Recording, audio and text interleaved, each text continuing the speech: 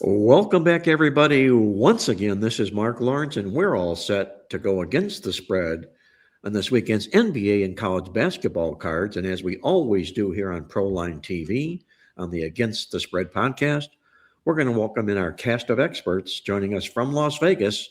We've got a dynamic duo. First, Jim Feist, the legend himself from Las Vegas. Jim, how are you doing these days? I'm doing very well, Mark. And yes, thank you. Thank you for asking. How are you? I'm just terrific. Thank you.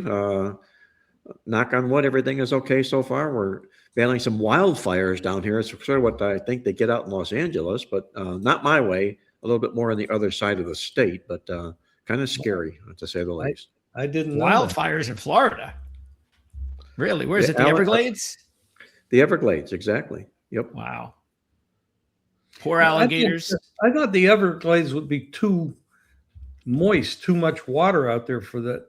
But really, that's interesting. You know, I kind of think that I live right on the border, right on the cusp of the Everglades, right out of Fort Lauderdale. And they manage to burn fires under control. They need to do that for the environment for some reason or another. And they start them, they control them, and, you know, they force them out.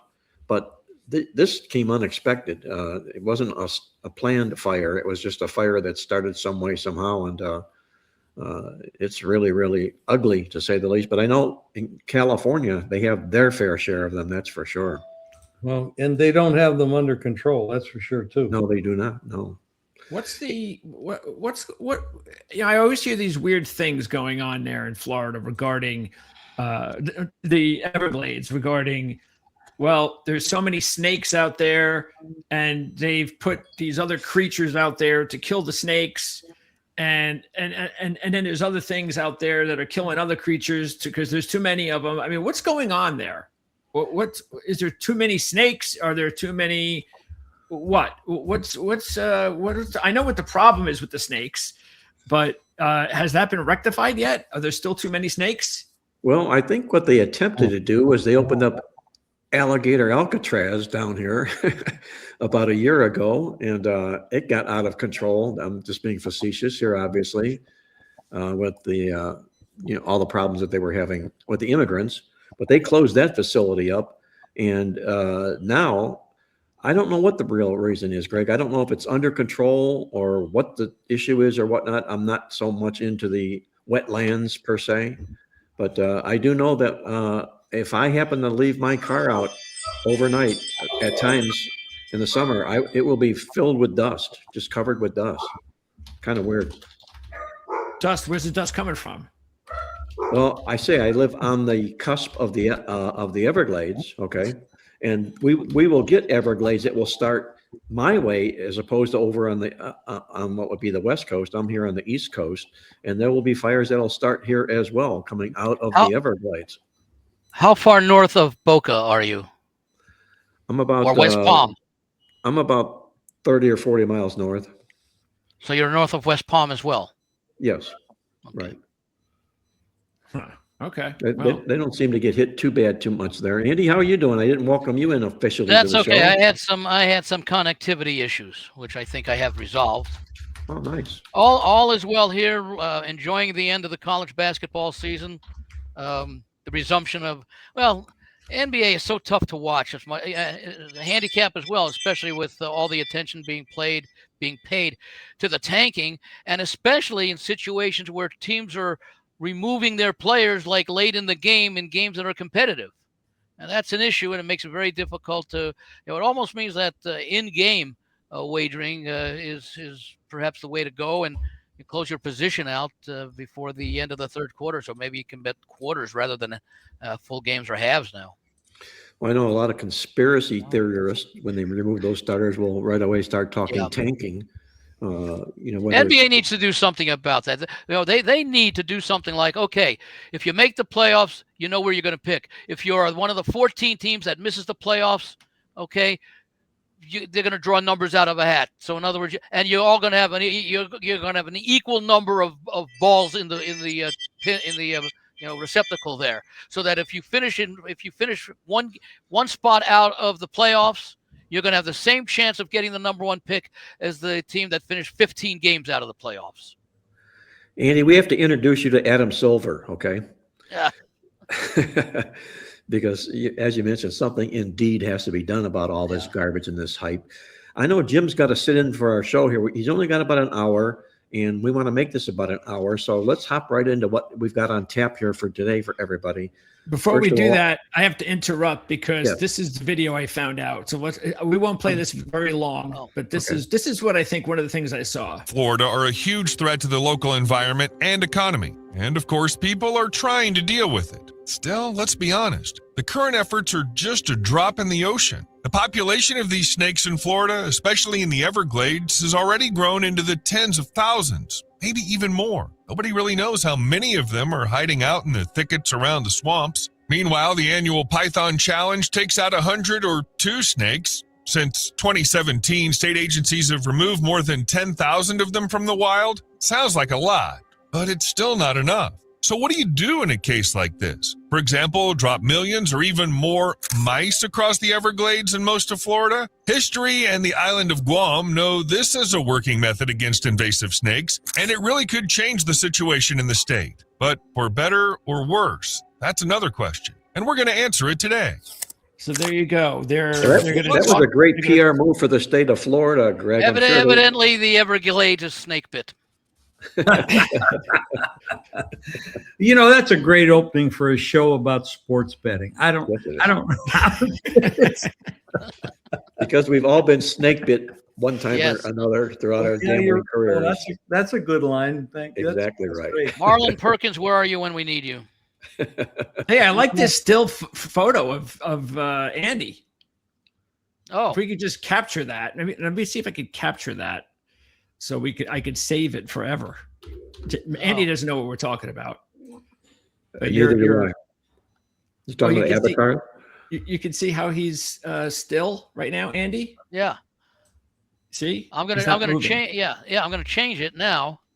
There it is. I've just saved that picture now, Andy. Oh, okay. So I'm gonna send it to you. So for now on, you could use that if you like instead of. Oh, you don't like the one with the two. That's okay, but it gets a little old, of course. So you might want to, throw in some tough guy photos. All right, I'm gonna redo this here again.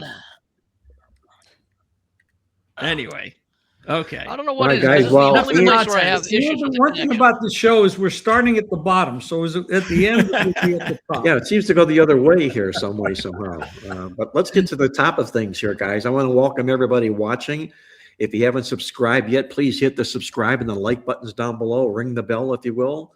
And Greg, if you would, remind our listeners out there what we're doing right now with regard to our community page and our best bet plays that are available to everybody listening or watching. Yeah, if you go to our community page, that is a great way where you can contact us at any time. Let us know anything that's on your mind. It's also where we'll post up things of the nature like that's where we'll have our picks. Matter of fact, right now, Mark is posting picks because we have a few of our members that have signed up for Mark's monthly picks, and these are discounted picks. And matter of fact, I know we haven't changed the pricing, so you can check it out there over on our website on Proline TV. And the best way to do that, like I said, is you can also check out the membership page on the site as well.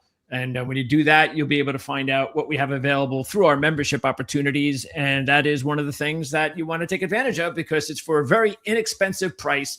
And you get Mark's top picks every week, all month for your membership dollars, whatever it is that whatever package that you decide that you want to join for. So yeah, it's another way of making sure that you get on top of things. And, you have all sorts of packages, obviously, over at playbooksports.com. We have the links in the description for that. You can also check out jimfeist.com for Jim's packages on his website. We have links in the description for that. But if you just want to see some special picks right here at Proline TV for a discounted price, that's where you can check it out under our membership page on our site. Well, we like to say we've got you covered, and we do have you blanketed and covered for sure, especially with March Madness coming about. And guys, let's hop into it. The first foremost topic about March Madness this time of the year, less than 3 weeks away we are from Selection Sunday, are the bubble teams, the teams that are right now sitting on the cusp, whether or not they're going to be in this tournament or not. I'm going to run by some teams here that I think are the 6 most popular teams. And you guys, if you want to opinionate on these teams or whatnot, or you want to add some teams or say these teams are ridiculous, but right now it looks, I'm talking about Missouri, Santa Clara, TCU, Southern Cal, VCU in California. Jim, any ideas on any other thoughts on this? Some teams that are sitting on the bubble right now as we're doing the show. You're asking me? Yes. You asking me? You want to know what I think? The sound broke up and I didn't pick up the first part of that. Well, are there any teams that you see right now, just disregard what it is that the 6 teams I threw out there, any teams you see right now that figure to be sitting on the bubble and they're going to have to play lights out to close out the season? Well, you would have to say that last night, I mean, I thought St. John's was one of those teams. And then last night, I don't know what, they showed up in a different state and didn't play the game. That was pretty bad against Connecticut. So that would be one. There's going to be a lot of those teams like that because these bubble teams don't have the quality of athletes because of the nil and the portal, to bump up. So we're going to see stuff like that. We're talking about 68 teams, and Greg and I talked about this the other day on our Dom DeMarco show, that there just aren't 68 teams that can compare and compete because of the nil and because of the portal. The top teams, maybe the top 20 teams, are just too damn good for them because they took all the athletes and they spent all the money and they have the money to spend, and they did, and now they just don't fit. So we're really looking at a total imbalance now, where I think in the first round we're going to see teams not being able to compete like we used to be able, and so the teams that are plus 17 or plus 14 or stuff, they're not going to be able to compete because the balance of power has switched too much. Andy, your thoughts on the bubble? Any teams here that are worthy or we should mention and keep an eye on between now and Selection Sunday? Well, Missouri, I think, has played well enough down the stretch in a very tough conference where they're going to get, single digit, possibly close to 10 bids, along with, the Big Ten and the Big Ten, the Big 12, and the SEC have been by far the best conferences this year, with significantly multiple bids, probably at least 6 or more from each of those conferences, and closer to 10 for a couple of them. I think Missouri has done enough late in the season to win. Maybe some of these teams will need to win their first conference tournament game. Santa Clara is an interesting game because there was a tight race at the top of the West Coast Conference. Gonzaga 15-1 before last night, and they're now 16-1 because they avenged their only conference loss to Portland about a month ago with a solid win last night. The 2 teams that were right behind Gonzaga at I think they were 14-2 were St. Mary's and Santa Clara, who played last night at St. Mary's. And I had a nice play on St. Mary's because of a couple of factors. It figured that the West Coast Conference probably gets 2, but not 3 teams in there. And the winner of the game last night was in a position to almost secure that number 2 bid. If it was Santa Clara, they probably would have gotten it because they would have swept the season series. They beat St. Mary's earlier. St. Mary's, if they win, they are 1-1 against Santa Clara now. They play Gonzaga at home on Saturday. They could now theoretically win and tie Gonzaga for the number 1 seed, even though number 1 seed would, in the West Coast Conference, they would both be 17 and 16-2 if St. Mary's pulls the upset. However, they use the net for dividing, those NET rankings, and Gonzaga has a nice solid lead there. So Gonzaga would get the number 1 seed in the West Coast Conference tournament. And I don't know if they changed the structure, but the top 2 teams used to get like a double bye in that tournament for many years. So I think St. Mary's is in. I think barring an appearance in the championship game of the West Coast, Santa Clara probably doesn't make it. If they end up playing St. Mary's again in the semifinals and they win, that might help a 3rd team get in there. If they end up playing Gonzaga and beating Gonzaga in the tournament, whether it be the semifinals, they'd be the number 3 seed, it'd be finals. I think Santa Clara could get in there. So I'd say right now it's St. Mary's is in there safely, I would think. But Santa Clara has an opportunity with a good performance in the conference tournament. And I say, again, reaching the final game, even if they lose to Gonzaga, they might overtake St. Mary's. So I think that's another team on the bubble. I'm not quite so sure about a team like a West Virginia. They play nicely at home. They're not all that strong on the road. San Diego State, again, I'm not sure that the Mountain West this year gets more than one bid. And that might go to Utah State or San Diego State, whoever wins that conference. Well, Greg, in line with this, I know you love futures betting. You love to look for these dogs, these attractive-looking dogs at big prices. And now's the time to do that, as opposed to when the draw is made and you're going to get half of the price when these teams come about. Any of these teams that are either on the bubble or teams that have caught your eye with regard to which teams are good bets for March Madness at this particular time?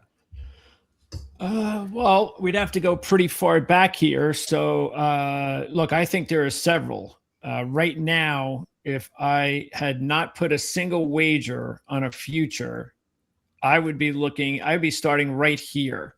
I think these teams can all go on Final Four runs. Arkansas, they seem to be playing, their best basketball of the year. We know Calipari can coach. I think this is a better Arkansas team than his team last year. Nebraska, we know how good they've been this year, and they're a strong 50-1. Now, of course, you could also take a look at their Final Four odds, which I would definitely do with these teams.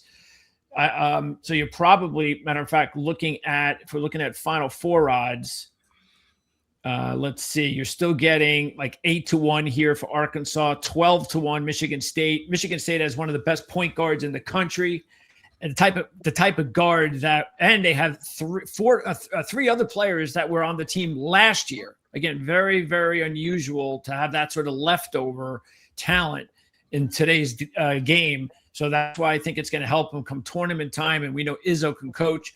So Michigan State, Arkansas, these teams, even Gonzaga, if they get a good bracket, Nebraska, all these teams, I think the ones that stick out the most, though, if I had to just say, I'd say Michigan State definitely would be one that would stick out the most. St. John's, look, what happened last night was actually kind of predictable. I mean, St. John's had beaten UConn already. They're going to play again in a rematch, more than likely, in a couple of weeks in the Big East tournament. Of course, they're not going to be up for the game. They've already beat them, and they know they're going to face them again. They'd won 13 in a row, so a loss is really not that bad. In fact, they now, according to most of the bracketologies, already are seeded a 4 or a 5. Yeah. So, they're not going to get a real high seed anyway. So, yeah, I mean, it's all about winning the Big East championship. That's what's important for St. John's. So they're still a really good 17-1. And then North Carolina beat Duke at home. They've got talent. They've made these runs before. Wisconsin, I think, is another dangerous team. So yeah, this is what's going to be fun when we talk on the Monday after Selection Sunday. We do our special show and we go over all the brackets. It's going to be so interesting to find out which of these teams because there's like 10 of them that we just talked about here, that one or two of them will have legitimate chances to make a run to the Final Four. And we just got to find out which are the best teams for you, the viewer, to take advantage. Greg, where's Texas Tech in the Final? Oh, there it is, right there, 30-1. Yep, and that's just the Final Four now. They've been able to play well from the loss of Toppin. And they're at Iowa State on Saturday. That's a big test. That's a big test. Yeah, that's going to tell us whether or not they can handle it. And matter of fact, we've got Michigan at Illinois tomorrow night. We have Kansas at Arizona on Saturday. We've got Villanova at St. John. Speaking of the Big East, remember we talked about Villanova last week, and they had the opportunity to finally, check a mark. Hey, we got a big win. They get blown out at home. And yet they're still considered a 6-7 seed. It's ridiculous. So they got another chance at St. John's on Saturday, and Arkansas at Florida on Saturday night. That's we a big talked about game. how hot Arkansas is right now. Yeah. So there's some really big games to keep an eye on, and bubble games to keep an eye on. San Diego State at New Mexico. on Saturday. San Diego State with a huge win last night against Utah State because they had lost at Colorado State. That's 2 in a row for Utah State, isn't it, Yeah. Greg? They lost? Yeah. Yep. Right. Yep. And I just think that's one of those teams that knows they're in the tournament, and now they're just kind of getting bored. They're just waiting for the tournament to begin. They're in it. They're not going to be wiped out just because of a couple of bad losses, because it's Utah State's the cream of the crop right now in that conference. There's nothing they could do wrong to get to the tournament. It's all the other teams that are vying for those final 2 or 3 spots, and San Diego State and New Mexico are 2 of those teams, and they're going to play on Saturday. Nebraska's at USC on Saturday, and that's a huge game for the Trojans because I don't think USC should be anywhere near the tournament. And it's proof of what Jim was just saying that we talked about, how this, when you take a look at the last 20 teams that are getting in, they shouldn't even be in the tournament. And USC in this bracketology, ESPN bracketology, is a first 4 out. I mean, and they've just continued to do nothing. And they've had injured players and all that stuff. So I think, so you know what? If you want to go into the tournament, beat Nebraska on Saturday. Why don't you do that? Why don't you, just like Villanova, if you really want to prove to everybody you're really good, beat St. John's on Saturday. Jim, let me ask you this question. Houston Cougars took 2 losses in a row. Rather rare for that basketball team. Real rare error. Three in a row now. Mark, it was actually 3. 3. Okay, you're right. 3. First time since 2017 that the program's lost 3 straight. Do you feel that helps Houston get ready for this, for the upcoming NCAA tournament season, Jim? I know some coaches don't like to be going in there on these wild winning streaks, but losing 3 in a row, is that what Kelvin Sampson would want from this basketball team? No, I think it hurts their confidence a lot. They didn't expect to lose any of those games, and they played their asses off, and it just wasn't enough. Obviously their shortfall is they run into these streaks where they just can't score. And, they're a very strong defensive ball club, but they occasionally run into periods where they just can't score. And then you put it all on the defense, and that you can't do that. They had the same problem last year where they ran into streaks like that, but they did make the final game and almost won it all. But no, I think this kills their confidence. I don't know if they can get it back or not. I know Calvin Sampson is a great coach, but there's some other very strong teams that are coming in with a lot of confidence, including the champion from last year, Florida. Yes. That we don't. A lot of people don't talk about Florida. I don't know why, but they're still ranked very high and could do it again. So no, I don't think it helps them at all, losing 3 games in a row. Well, I tried to step in front of Florida last night, and I was reminded, don't do it. This basketball team is cooking right now. By the way, there was another – see, we just talked about it. Texas, according to ESPN bracketology, they're one of the last teams to skip the first 4. They had an opportunity at home against Florida to prove to everybody whether they should be in the tournament, and they failed the test. Yeah. So I just, again, I'm not saying that other teams deserve to be favored over these teams we're talking about. I'm just saying this is just proof. None of these teams that are getting into the tournament that are even getting buys or that are 6 seeds or 8 seeds, they shouldn't even be there. They're not that good. They haven't beaten anybody. Well, one of the things that I know that we keep talking about home field and home court. It's not the same as it was a decade ago, where home court was so much stronger than it is now. And maybe that's because of the convenience of travel and whatever it is. When you put a team on their home court, sometimes, it's not that much of an advantage because the road teams are not that inconvenienced by traveling. Now, so of course, sometimes weather can really cause havoc with the team that's on the road, the planes and the buses and everything they have to take. But under normal situations, we don't have those home court advantages that used to be 5, 6, 7 points. It not even close. No, it's not close. In fact, it's really waned down to the point where, as you mentioned, Jim, it's almost not even a factor in certain matchups and certain games.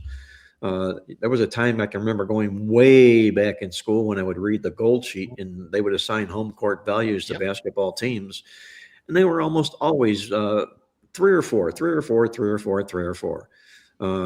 I don't know if it mattered then or if they didn't look that deep or hard into it. But right now, with all the analytics that are out there today, the value that they put into home courts really, really it wavers between teams. You see the Kenny White power rankings and the disparities that he has in these home courts. I mean, you'll find one team with 6.5 points, another team with 1 point. So, it comes to be NCAA tournament time. What I used to always do is I would look at how these teams fared more on the road than I did at home, because that's where they're going to be taking off to, onto the road for the NCAA basketball tournament. Whether or not it's going to work out that way remains to be seen. Well, I think a lot of it has to do with the parity in college basketball with the transfer portal and the NIL, so that the teams that struggle to field a deep roster are always, or have been always, at a disadvantage on the road. Now those teams are able to field deeper rosters so they can play better on the road, because when they have to call on guys 6, 7, and 8, they're a much better caliber talent than they were in the past. And that's why we used to often see teams that would be on the road and they'd be like a 7-point underdog and they might have a 2-point lead at the half and they end up losing by 13 because they don't have the depth in the second half to match the home team. Well, now those teams have that depth and they can win on the road. Yeah, real good point, Andy. Real good point. Let me ask you guys another key critical stat when it comes to handicapping the NCAA tournament. This is almost a stat that applies once you're in the tournament, that you've taken into the tournament with you, and it becomes, I think, a critically important stat that is often overlooked, and it's margin of victory. Right now, the team that leads the country in margin of victory is Gonzaga. They win their games 20.2 points a game. Michigan right on their heels at 20.5. Greg, what value do you put into average margin of victory? I know Gonzaga gets their margin of victory because of the weaker conference they play in, but you can't say that about Michigan because they're in the burly Big Ten. How much weight do you put into average margin of victory for these basketball teams? Not a lot, except it did open everybody's eyes when Michigan, for a good percentage of their good matchups, quality teams, were able to just annihilate these teams by 20, 30, 40 points. That's something we haven't really seen quite a bit. So that definitely means something. But then you do wonder, because they only lost one game before they played Duke, and you do wonder, will that hurt them if they don't have enough close wins? Yeah. So when they play a team like Duke, that might have been the best thing for them. And we talked about it last week. Whoever loses that game, maybe they could use that to their advantage. And maybe Michigan can use that to their advantage more than Duke could have, because they're just not in a lot of close games. And they realized, hey, we did a few things wrong, and this is what we got to do to make sure when these games do come down to the wire that we do these things correctly. So I would look at it as a positive, obviously, because it shows you that you're immensely talented, but it could be a negative. So maybe what the best thing that could happen for Michigan is to get into some really close games here. And again, maybe even starting tonight or tomorrow night, or continuing tomorrow night with their trip to Illinois. Well, it's not a big problem to lose in the regular season, because if you're going to get in, you're going to get in. Now, the coaching is important. And a lot of these teams are brand new in the beginning because they have these new kids in, and they've got to blend. And Greg just pointed out, there's a benefit of knowing how to win when you get the apple in your throat. And the next play is going to determine who's going to win the game. And when you constantly winning by 20, 30 points, that doesn't do you a lot of good when the games are close. So I think Greg's point is good, that maybe it is actually beneficial to have a lot of close losses, and not losses necessarily, but maybe occasionally losses. But you don't get any extra special benefit from winning every game by 20 points, because then you're going to get in a close game here and there and not know how to handle it. So there's a real good point you bring up. Well, it's like if you're constantly shooting holes in one on a golf course and you have to hit a 2-foot putt to win, you're not going to be able to do it. Yeah, that becomes a 6-footer. Mark, to your question as far as margin of victory, I like to break it down several ways: conference versus non-conference, home versus road versus neutral to see if there's a significant difference. I mean, if you're winning by 18 points at home and you're averaging by 14 points on the road, that's a pretty good indicator that you're an outstanding team and you can win and win decisively wherever you're playing. Now, as far as it perhaps both Greg and Jim alluded to this, the close games, I wouldn't be surprised if we see more major teams or top-rated teams do what Duke and Michigan did this past weekend, and that is schedule late season games at neutral courts against outstanding opponent where you're going to be tested by the kind of team you're going to have to face, certainly if you make the Elite Eight and perhaps even a little earlier depending upon the draw in the NCAA tournament. Because, even the conference tournament, remember, you're going up against teams that you played once or twice during the season. So it's not going to really prove anything, even if it's in a close game necessarily as much as if you're in the NCAA tournament and you're facing a top-rated team that's very competitive, and you have some cases 48 hours to prepare for that unfamiliar opponent, or maybe 4 or 5 days if it's coming off a Saturday Sunday game. So I think we might see, and I wouldn't be surprised if we see more coaches try to schedule tough in late February, mid to late February, like Michigan and Duke did, to toughen their teams on a neutral court, NCAA tournament conditions, against a foe that they're likely to not be familiar with. And that's going to be an unfamiliar foe that they're going to play really throughout the NCAA tournament until you get to situations where there are so many teams, like 10 teams from the Big 12, let's say, or Big 10, and you're going to face an opponent for the second time. But you never know if or when that's going to occur. But you're going to have to beat a tough team. And even if you lose to a tough team, like I take nothing away from Michigan losing the other day because they were tested. And again, it's not all that terrible going into the conference tournament having won, 3 of the last 4 instead of 4 of your last 4. Well, there's probably 6 or 8 teams that are no more than 2 to 3 points rated differently. I mean, they're that close. There's so many good teams this year. I mean, we mentioned Iowa State before. We mentioned Houston. Now they're going to probably,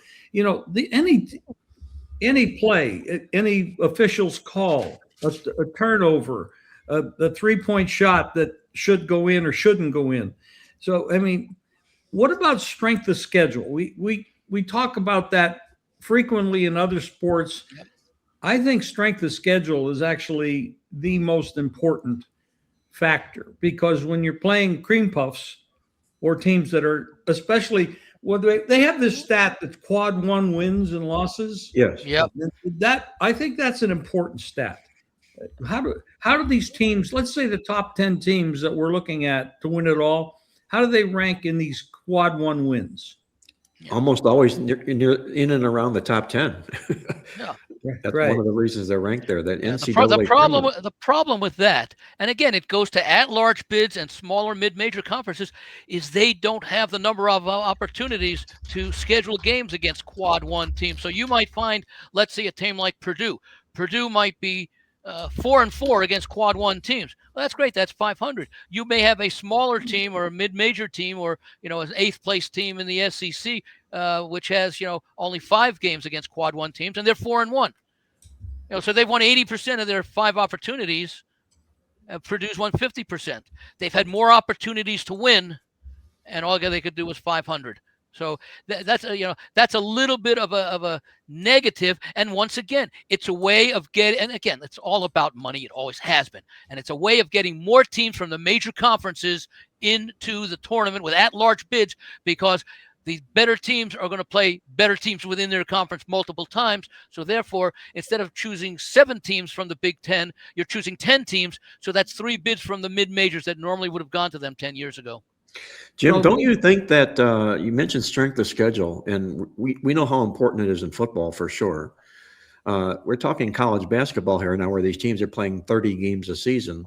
But if you live in a neighborhood where all of the teams you're playing against are these Power 4 conferences, and the other neighborhood you live in are the teams that are not Power 4 conferences, doesn't the strength of schedule speak for itself by the scheduling, depending upon where it is you're playing your basketball games? If you're a Power 4 conference, you're likely not to face a terribly weak strength of schedule. Even if you're a bottom rung team, you're still going to take on the big boys.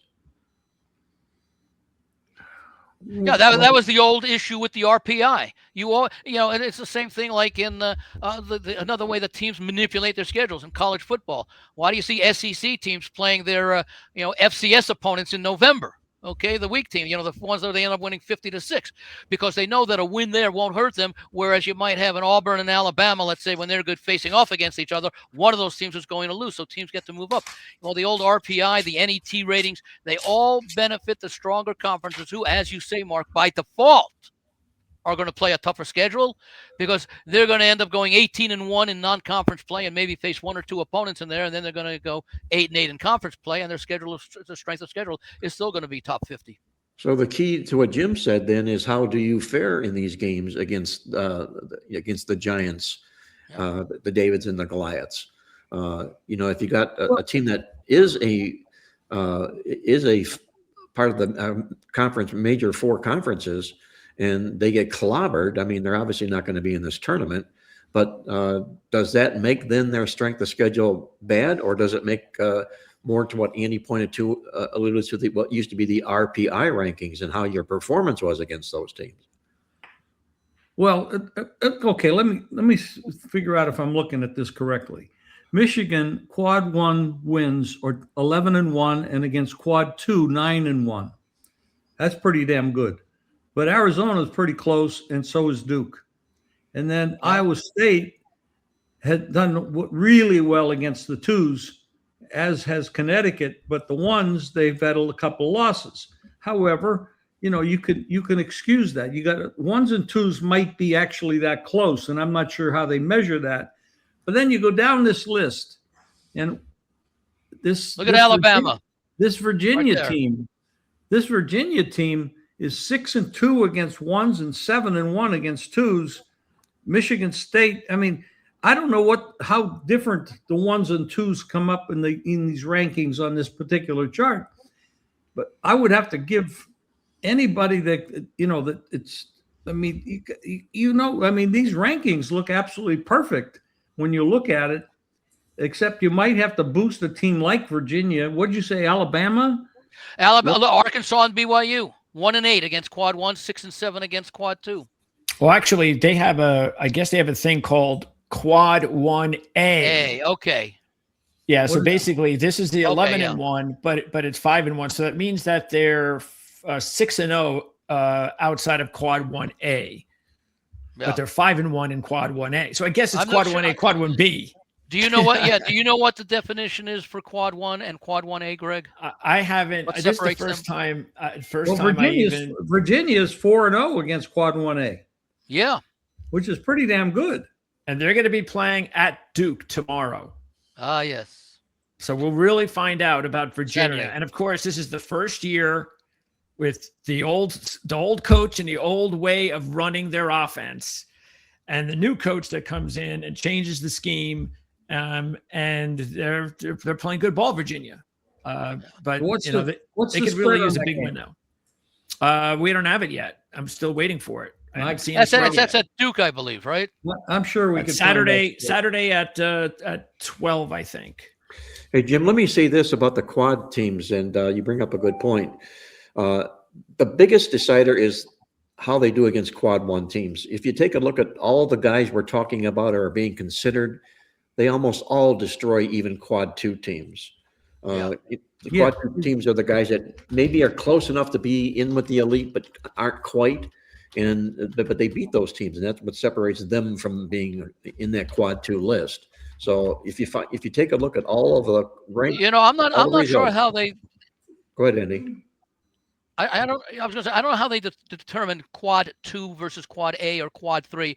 I have to believe also a lot of those quad teams are probably the bottom half of those major conferences who don't qualify as quad A because they can't beat the Dukes and the Virginias, but they can beat the Wake Forest or the South Carolinas, the lower half. So they still have. Now I may be wrong about this, but I would still think that those teams in the quad 2 are probably the lower tier major conference teams that still work out better than the top teams, for example, in the MAC or the Mountain West. Well, the separator there, Andy, is actually their win-loss records. So everybody that's currently in the top 10 is a quad 1 team, and teams that are knocking on the door but aren't quite there are likely quad 2 teams.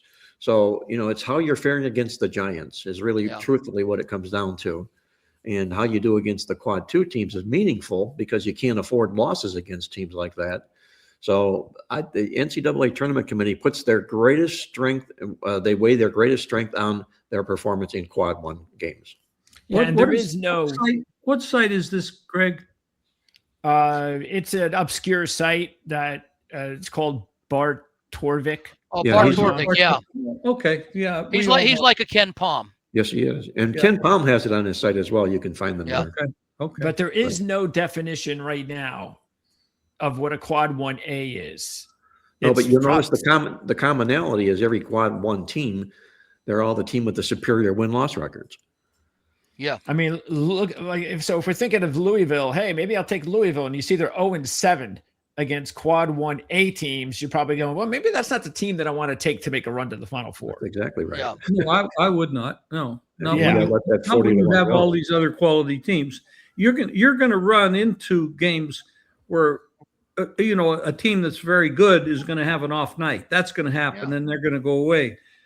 But you're also going to have a team that is a little bit less rated against this, like we had years ago with Connecticut, and they kind of blew away all the stats and everything because they had that, I can't remember his name, that super guard that just took over everything, and they won it all. But during the stats, the regular season were not as high as others.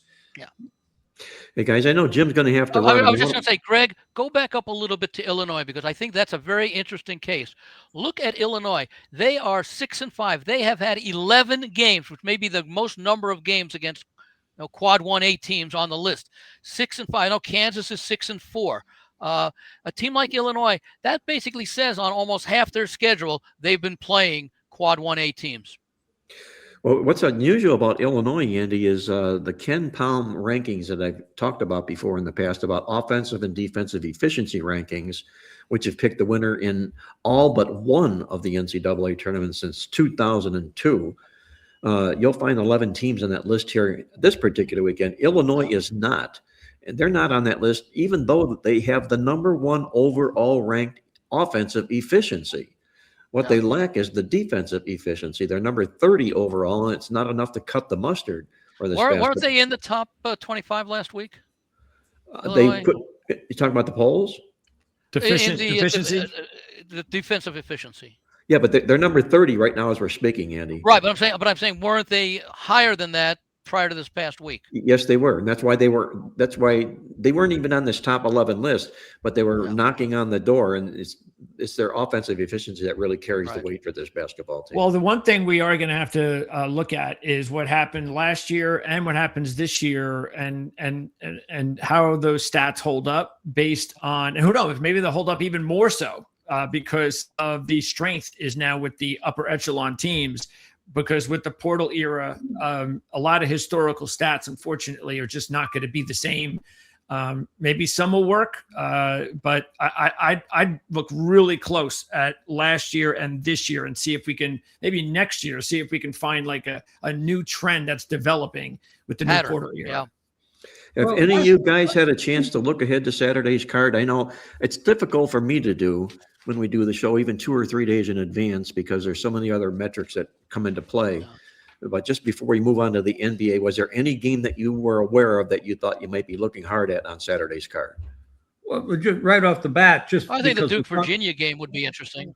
Well, I agree with that. I don't know what the number is or would be, but I could have looked at it, I guess, but it would be hard to find somebody that's actually booking it. Virginia just did move into the Ken Palm top 11 teams too, by the way. I think Virginia's, if they're getting enough points, I mean, and they're playing at Duke, I assume? Yep. Yes. Okay. I would probably have to take Virginia plus the points. I don't know what the points are, though, but that's the side I would be looking to go to if the points give me some value, but I don't know what that spread is. But it'll be big. We know that. How big? The interesting thing is the other night, Virginia was hosting North Carolina State. And I like this Virginia team. And I played Virginia in that game, Mark, and this is something that you probably looked at. The concern I would have had about Virginia is, are they caught looking ahead to that big game against Duke on Saturday that might affect their performance against North Carolina State? Not the case. Virginia won coming. They were focused. They weren't thinking about the next game. They were thinking about the game they were playing that night. Now, will that translate into a good effort against Duke? Not sure, but Duke will probably look at this game against Virginia as another one of their challenges because they're a conference foe, and it could have some determination as to how these teams advance throughout the conference tournament. But there's nothing not to like about this Virginia team. Does have Ken White's power ratings? What would they make the line? I don't have those numbers. Here, let me see if I can bring it up here, guys. Even Ken Palm, that would be actually very good also. Another key game on Saturday for a team on the bubble is going to be Seton Hall at Connecticut. So Connecticut coming off the big win against St. John's, Seton Hall needing, a win like that probably puts them in the tournament. A loss, and they're probably still on the outside because I believe that's the case. I believe they are on the outside still of the bubble. So that'll be an early game on Saturday with a big spread. So maybe where that's is the Duke Virginia game, guys, at Saturday? Who's that's at Duke, and it looks, Mark, from the numbers that you have in the recent playbook, Duke would be about 11.6, and they have a 6-point home court advantage to add to that. So if Ken's number, and they're usually very good, you're looking at a 17-point spread against. There you go. You'll never see that. That's ridiculous, isn't it? But that's how highly he has Duke rated over everybody. Anything over 10, I'm on Virginia. You're gonna get over 10.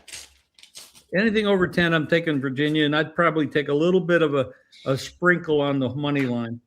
So if Chris Andrews and the guys in Vegas are listening, they'll open that game up at 10.5 and see if which Chris side Andrews the guys go. Well, he probably wouldn't listen to me because there are a lot of big bettors who would probably lay it. So he's not gonna do that. Another team that need to win, or two more teams, bubble teams that may get good odds that you might want to take a look at because they're on the road will be UCLA at Minnesota and Missouri at Mississippi State. So because they're on the road, those lines might not be that big. And you might want to take a look at two teams that are desperate for wins because they can't lose. They can't lose. I think Missouri might be favored on the road. I don't. Oh yeah, they should be. Yeah. Oh, I don't know about UCLA. There's a good point. If they're not, I mean, that's a 13 and 15 team Minnesota, but you might be right. They may not even be favored in the game, and some people have them in the tournament. So, and they can't afford to lose to Minnesota. No, I would. So that doesn't mean they're going to win. I would not be laying points on the road.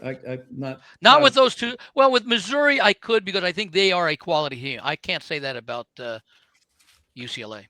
And Texas is another team. We just talked about them losing to Florida. They're at Texas A&M, who beat them earlier this year.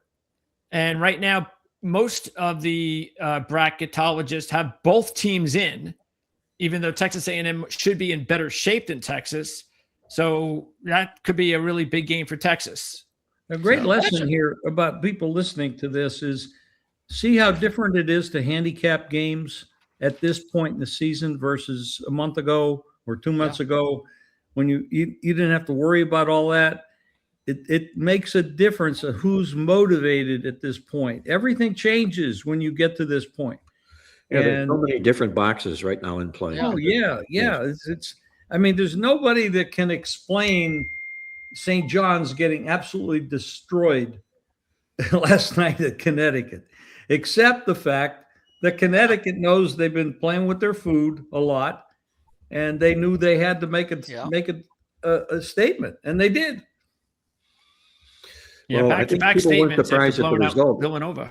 The degree of the result was the big surprise. Oh, huge, unbelievable. Yes. And remember, these coaches, they know where the bracketologists have them as far as first in, first out, securely in, etc.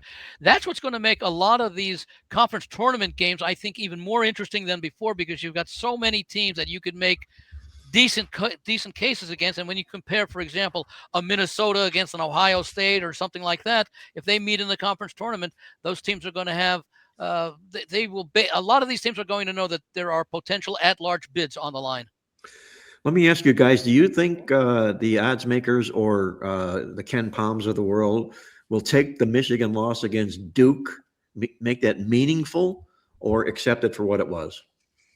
I Accept don't it think, for what it was. I don't think it matters much. I mean, Yeah. those two teams played 10 times. I think they're going to go 5-5. 5-5. Yeah. Well, here's a real unique stat that happened in the game, guys, and I hadn't covered this before the game started, and it ended up helping to pad the bankroll, if you will, per se.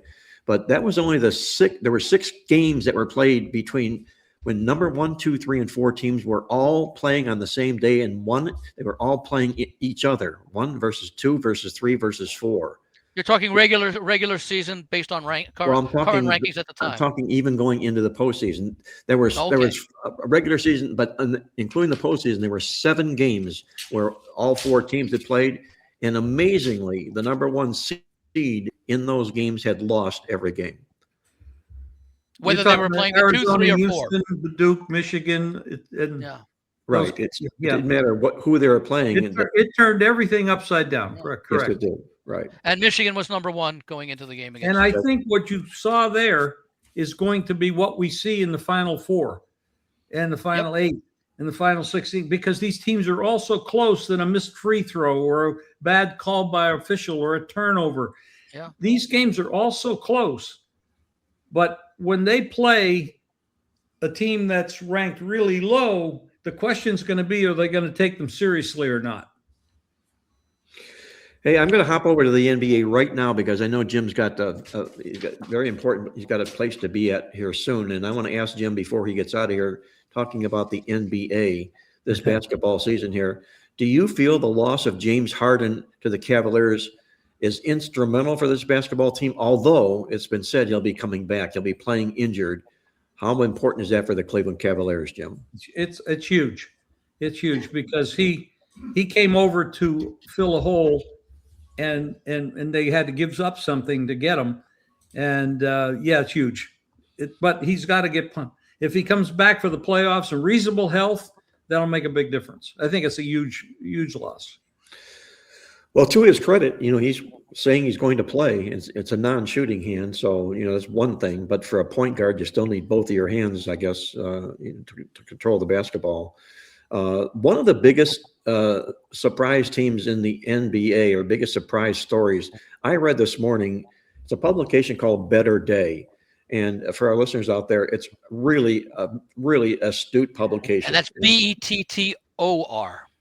OR, correct. Better and Andy, you read it, Andy?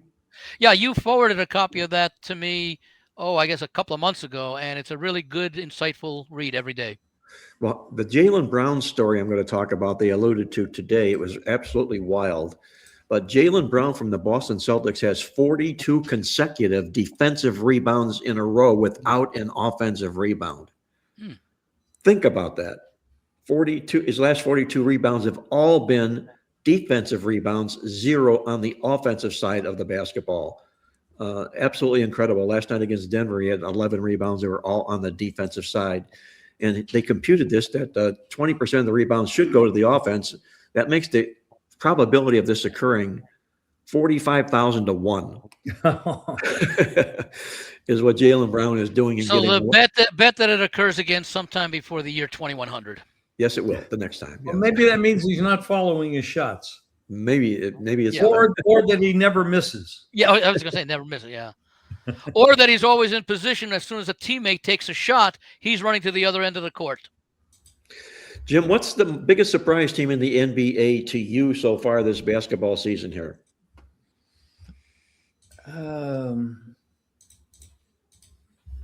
I'd say that maybe the Pistons. Yeah, I think they have to be on the list. They have almost as many wins now as they had last year. Yeah, I'd say they have surprised a lot of people.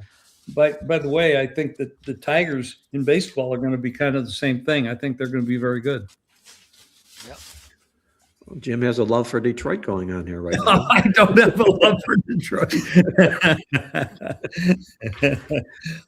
Greg, I think the obvious answer here might be San Antonio for the most surprising team in the NBA. They had 34 wins last year. They have 41 right now, and they're on this, I think, 12-game win streak. Are they for real, the San Antonio Spurs, Greg? Well, that's what I hear. Of course, I don't follow the NBA like I used to. Right. But they are talking about this being the best San Antonio team since the glory years. So Yep. I don't know if you guys agree with that, but that's what they're saying. Well, the records certainly show it. And let's go back to Detroit. 43-14, best record in the East, 5.5 game lead over number 2 Boston. You look at the West, Oklahoma City. They are 45-15, 2 games better than Spurs, 42-16. And then the number 3 team is 5.5 games back, and it's a very good Houston Rockets team. So, right now, OKC, San Antonio, and Detroit are distancing themselves from the remainder of the NBA. Now, whether that'll continue, into the playoffs, we don't know, because unfortunately in basketball, probably as much as any other sport, if not more, with the possible exception of losing a starting pitcher for an extended period of time, injuries in the NBA are so impactful for key players because it's a game that's only played by 5 players at a time. Last year, Cavaliers were really a good team, and then they suffered all those injuries. Yeah. I mean, they had 3 starters sitting on the bench in that one game. I think it was game 2 against Indiana, and it turned out ugly because in the fourth quarter, the remaining players could not keep up. They were exhausted. They had 3 players out against Milwaukee Wednesday. Harden, being the one here, obviously, but also Evan Mobley was out for the Cavaliers, and lost by 2. I'm sorry, they lost by 2. And they lost by 2, right? So those were obviously key players who were missed. Of course, I think Milwaukee's also missing Giannis, I believe. So yes, but the plight of the Cavaliers, the injuries, they come at the worst of times when they were building momentum and looking like they were going to get back to last year's status, which they still might do with James Harden. Who knows? That way that works out. So that being the case here, guys, with the NBA, Greg, I know you're not an NBA guy, so you won't be buying any futures, but Andy, any futures that you'd be looking at far in the NBA right now where you'd find you're going to get a big bang for your buck? Well, I don't know what the current odds are. Let's see. I think Greg has them up there. Cleveland 11-1. I don't know that I would play them to win the NBA title, so they're probably about half that, but I could see them challenging in the East when they get healthy. I agree 100% with that. I agree 100% with that. Jim, what do you think? What are the odds of Tatum coming back for Boston? That's the key question for them. Yeah, because that could make a monster difference with what happens in the East. I thought I read about a week or 2 ago. He said he expects to be back for the playoffs, but we don't know. There's still a lot of time left, and we haven't gotten I haven't gotten a more recent update on that. I like the Cavaliers if Harden can come back, and these are ifs, and then of course Tatum can make a difference. So there's a big issue with the injuries of those 2 guys. But the Spurs and the Nuggets in the West, to me, are interesting. I do think that we could see an upset out in the West with the Spurs or the Nuggets winning the West. The latest I have on Tatum from a couple of weeks ago, he was limited participant in a practice with the Boston G League squad. And then the next one, I see the headline, he checks out well after practice with the Celtics, I guess, on February 12th. So it sounds like, and he's coming off that Achilles injury. So it sounds as though with the playoffs still basically, 7 weeks away, the middle part of April, I think they're probably looking towards him coming back for maybe playing a couple of games at the end of the regular season to get back into shape if all goes well and be available for the playoffs. So what that means is you may not want to take a chance on the Celtics to do all that well as far as the division goes, but maybe if he comes back healthy, and remember, because he'll be fresh, right, although he's coming off that tough injury. Boston, if these prognoses are correct, they could be an Eastern Conference winner. Well, Jim, I'm going to let you get out of here. Again, remember, they have a lot of experience over Detroit, who's currently in the lead. Yeah, you can't take anything away from Detroit. I mean, they played very well and they're dangerous, but it's going to be a real battle out there. Yeah. Well, I'm going to tell our listeners out there that if you enjoyed today's podcast, be sure to hit that like button, ring the bell, and head over to the Proline TV community channel and click on the join button. You're going to like that. You can find selections from Jim Feist, Andy Iskoe, Greg DePalma, and myself. And that's going to put the final wraps on this edition of Marc Lawrence Against the Spread. Until next week, once again, for our cast of experts, this is Marc Lawrence reminding you to always